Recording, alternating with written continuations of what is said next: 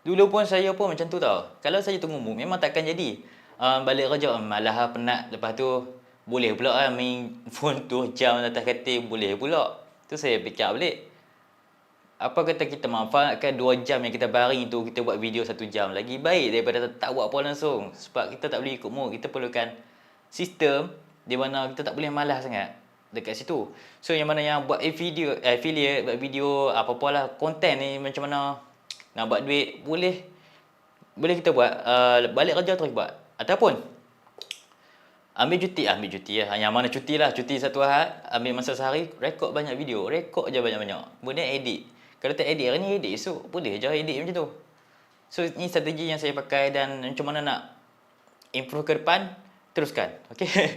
Teruskan buat konten. Mula-mula memang barai. Okay? Nak buat video, kalau malu nak buat video, boleh tulis, boleh buat gambar, boleh tulis Carousel picture tu kan. Boleh. Macam tu boleh.